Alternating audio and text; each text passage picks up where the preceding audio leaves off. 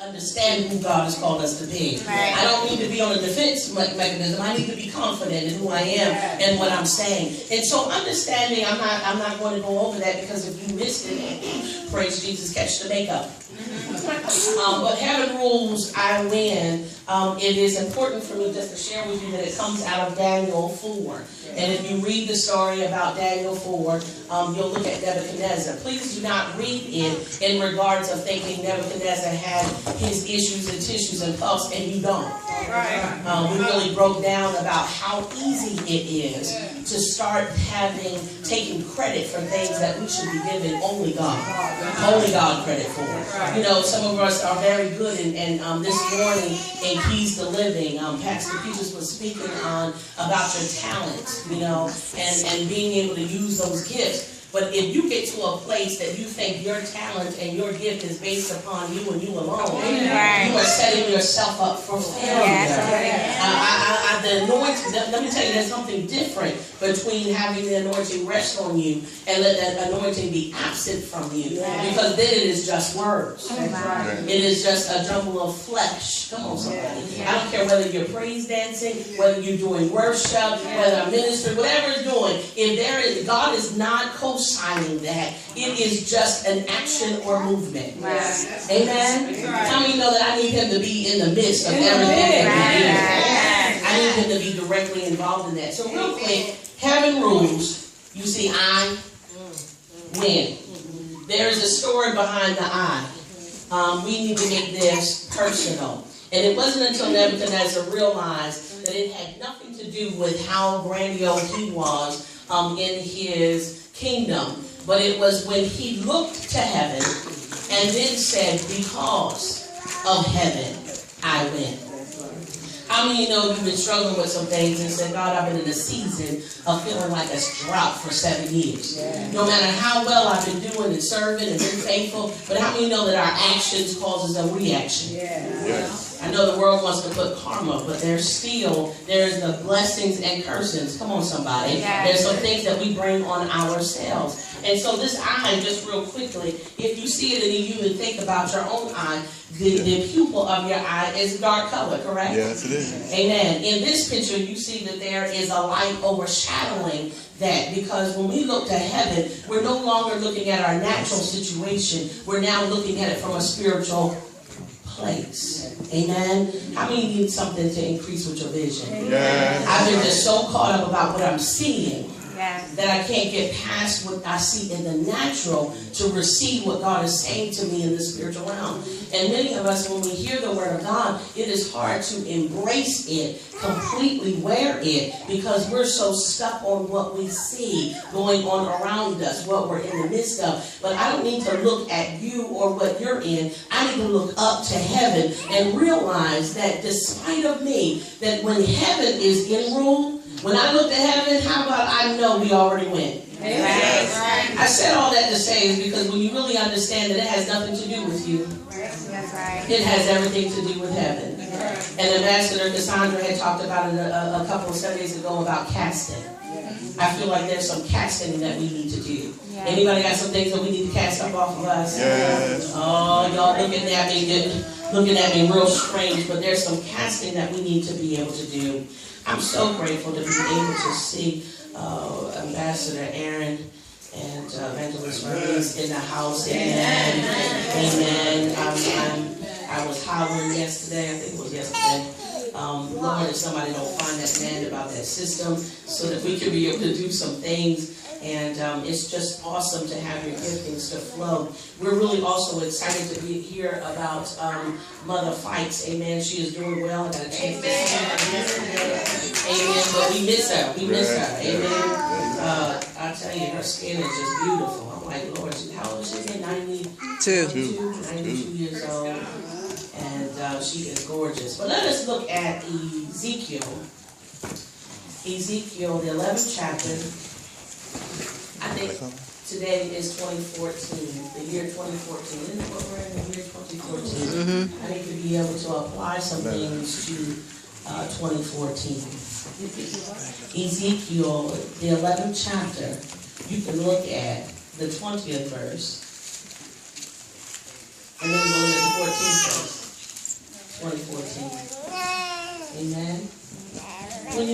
say amen. Amen. Amen. All right, it says that they may walk in my statutes and keep my ordinances and do them. Then they will be my people, and I shall be their God. I'm going to say it again because I hear some of y'all. Ezekiel 11:20. Ezekiel 11:20. That they may walk in my statutes, keep my ordinances, and do them. Then they will be my people, and I shall be their God. That they may walk in my statutes, and keep my ordinances, and do them. Somebody say do them. Do them. Not hear them, but do them. Right. As ambassadors, we are coming to the embassy to be able to learn what to do. Many of us stop at the hearing and don't take the action of doing. Is it time to get to doing? Nike's making a fortune off of just doing. Don't step on them Nikes. What? You want to fight? But I'm telling you today, just do it. Tap your neighbor and say, just do it. Just do it. And then they will be my people. It is very key about this. They will be my people, and I shall be their God. This talks about relationship. Right. Amen? Yeah. When do you have a relationship with God? Not a being familiar with who He is, but in relationship. Not an acquaintance, but in relationship. Come on, somebody. Not just looking at a picture of you, but a relationship. What describes and really means a relationship? How are you in relationship with somebody? What do you do to be in relationship with them? Oh, say that again, Elder. Spend time with them. How much time are we spending with God? Let me ask that question. I'm not coming down your street or knocking on your door. I got to talk about my own. How much time are we spending getting to know the God we serve? What else do we do to get into a relationship with God? You got to talk to Him. Spend some time with Him. Talk to Him. What else? Read about Him. Research Him. Find out. We'll Google people when we start going out today. Let me Google it. Make sure they ain't crazy. Let me look up and say, you been in jail? How many times? What? Lord have mercy. I mean, for real, right? How many of you ever Google somebody that you look up their name, you're not really familiar with them, you want to get some information about them? I mean, we need to start looking up some things about God. We need to know His track record. We need to be in relationship, because many of us wouldn't be tripping over our stuff if we really knew who we were connected to. Right. Oh my God, the confidence level that you have in God would be at a higher standard if you were really in relationship. I don't want to put you out there like that, but I can tell by some of the phone calls and conversations that you're not truly in relationship with God because of your confidence of not knowing that He can handle anything that the enemy brings at you. That's right. Now I know what it means to be reminded. Because you know when you're in a relationship and they ain't talking back to you. Shut your mouth. Girl walking around and ain't talking to me, something wrong. Right?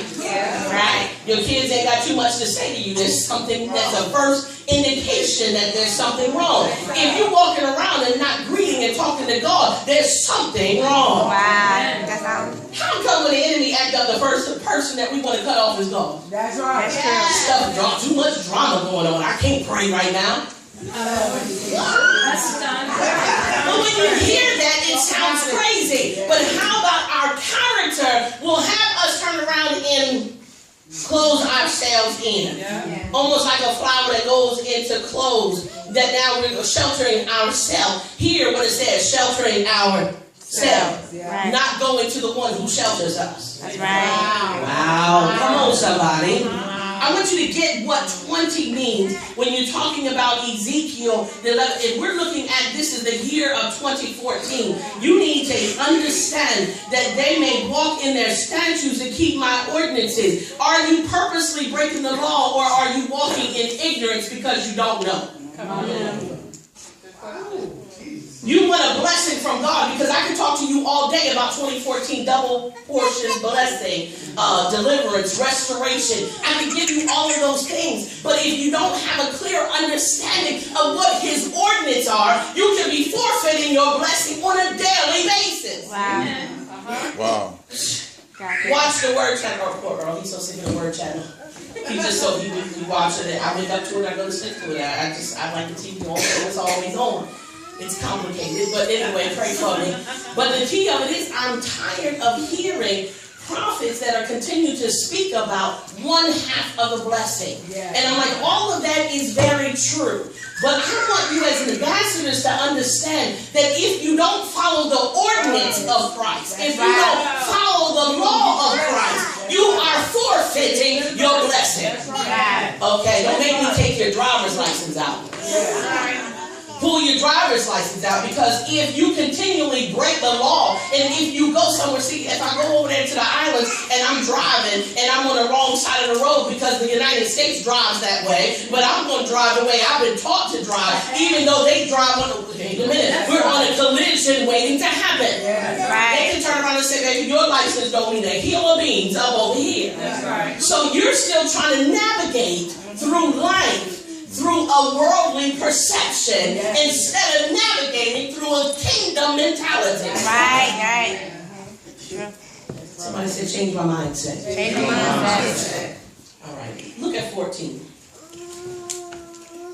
14 says, then the word of the Lord came to me saying.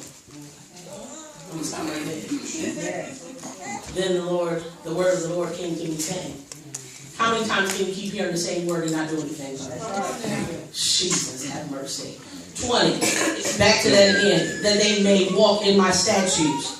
But then the word of the Lord came to me saying. You can take both of those scriptures and keep saying it over and over again. How many times do y'all want to hear that right now in 2014? All he's really concerned about is your character. Wow. Your integrity. And the anointing that comes with it. How many can turn and talk to anybody and you've been hearing more about character than anything lately? Anybody else been hearing about character and integrity? I've been hearing people it's the key element of what it is that you need to do. That I constantly have to monitor my character. That's why I'm so glad at our splash this morning that Deacon Carrington talked about forgiveness. Because if I can't forgive, I'm out of order. I can't wait for them to forgive or make the first move. I gotta keep me in check. Anybody got some things that's lingering out there, but yet you want to worship God over all your mess? Shut your mouth and keep on talking. I know it ain't a shouting word, but it's going to be a right word, because you'll be able to shout at the end of this year when you are producing. What are you producing this month? All right. I'm just repeating what I've already given you. 12 months, 12. Every 30 days you should be producing something. What are you producing? You should see how y'all looking at me. I should take your picture. Like, for real, Pastor, where you going with this stuff? Why you beating us up like that? My Lord, where the love at? It's all up in here. With a passion, I don't want you to miss what God is speaking for you in this season. So how about we take it and make you smile a little bit better. Turn to Jeremiah. Because see, I can't give you the promises and all the blessings without telling you that there's some areas that we need to be accountable for. I don't want it's the small things, right? It's the little foxes. Come on, somebody. It's those little things that you want to ignore, that after a while they will strangle out anything that you're trying to produce. It's the little things. It's the little lies. It's the tell the bill collector that we ain't home. It's that lie. It's teaching your children to lie. Come on, somebody. They ain't home. I'm looking at the message. I do different versions. And if you really need to get an understanding, you need to be open to understand different versions. I normally come out of the New King James Version. That's what I normally use. But today I really want to be able to look at, if you would go with me, let's look at Jeremiah 29, 12 through 14. Jeremiah 12 through 14. And I know many of you, it's a word that most people are very comfortable with and hear very often. Who has it? I have it. Come on, past preachers, what you read? It says, then shall ye call upon me, and ye shall go and pray unto me, and I will hearken unto you, and ye shall seek me and find me, when ye shall search for me, which is with all your heart, and I will be found of you, said the Lord, and I will turn away your captivities, and I will gather you from all the other nations. Amen. I've been teaching from the basis of, again, looking at numbers, right? Even if you look at 12, then you will call upon me and come and pray to me, and I will listen to you. I have your ear. That's a divine order. That's called, again, relationship. The promise. You will seek me and find me when you search for me with all your heart. That's a promise. That's right. Is that not 13? Isn't that what I was teaching y'all last week? See, if you start looking at the scriptures that way, you'll understand. It has new significant meaning. Now let's look at 14. I will be found by you, declares the Lord, and I will restore. Somebody say restore. Your fortunes. And I will gather you from all nations and from all the places where I have driven you, declares the Lord. And I will bring you back to the place where I sent you into exile. My God. I don't know about you, but if you go through the sequence in order, there are some things that you had chaos going on in 11. Oh, somebody. Oh, Lord. In 12, you were trying to bring things into order, but you were still struggling. 13 gave you a hope and a promise. Now, 14 is instructional, that I will bless you for your due diligence and your persistence. This is a year of double portion and restoration. I will restore to you. Anybody lost anything? Anybody needs some restoration in their life? Whether it's restoration in my health, whether it's in my finances, whether it's in my relationship, or whether it's all the above. Come on, somebody. I want full restoration in 2014. I can't afford to forfeit what this season is really speaking about. Oh, suddenly a light bulb went off, right? You really want to look at when it talks about when you were scattered. We were even talking about Nebuchadnezzar, that he went through the 7 years because it wasn't until that time came. 7 years I'm struggling going through because I opened up my mouth and said some things that were not in agreement with God. But because of his faithfulness, because he loved me, my God, he might have cut the tree down, but he put an iron around it. He put bronze around it. He made sure the roots were in order. How many know that there was a cutting in my life, but God has still preserved me? He has still kept me despite of me. But I've had to go through a dry season. But because his word says so, I'm entering into a season that if I keep his ordinances, if I continue to focus my mind on him, if I'm in relationship with him, this is the season I'll restore everything. Now, it's whether you believe it, whether you understand it, but it has everything to do with your relationship. Many of us are not putting ourselves in position on relationship because we don't know him. You still trying to work it out by yourself. You still trying to get anybody who can be real, can be transparent, that you still trying to problem solve on your own. And it's only until you have done everything that you know how to do, when your back is against the wall, when you can't see your way out, let enough storms come up against you after a while, you'll get to know him. I'd rather volunteer and sign up to serve than to have to cut to serve. See, don't be hard-headed on the short run. Just say, God, I surrender myself as a living sacrifice. No. A living sacrifice. I don't want to be dead coming. I know most of us as a living sacrifice, because spiritually we